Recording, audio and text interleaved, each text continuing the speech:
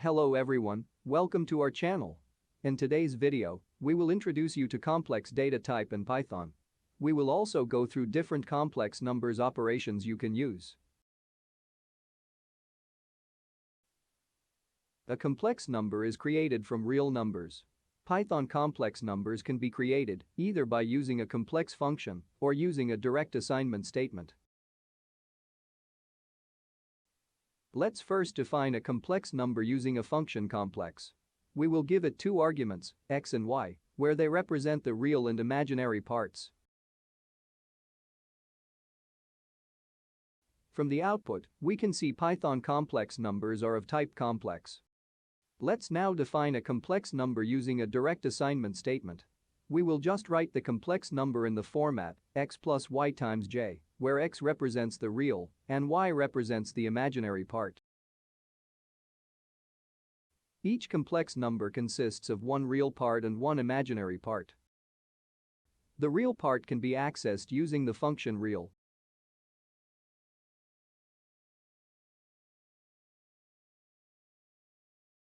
And the imaginary part can be accessed using the function imag.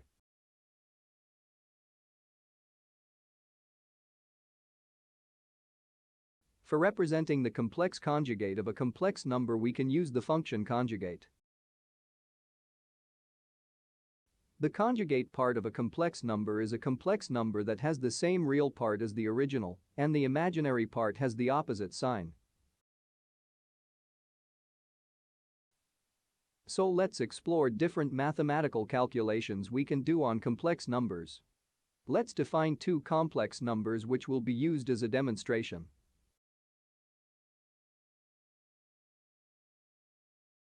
We can do basic arithmetic like we would with real numbers. We can do addition,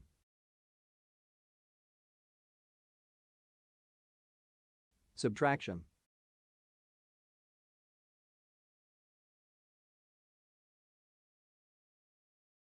multiplication,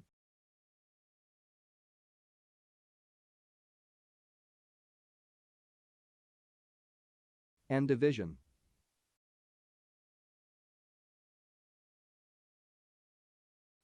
Python can also handle complex numbers and their functions using the CMath module. The CMath module provides access to mathematical functions for complex numbers. Firstly, let's convert the complex number from rectangular to a polar coordinate system using the function polar. The function polar returns a pair denoting a modulus and a phase. We can also get the value of modulus and a phase by using functions abs and phase.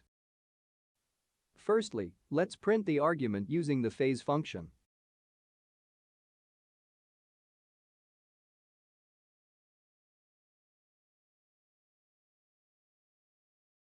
Now, let's print the modulus using the abs function.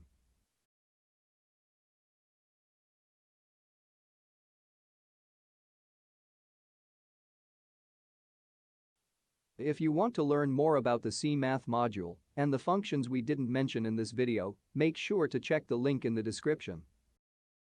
That was it for today's video. If you like the content of our channel, please consider subscribing. See you in the next video.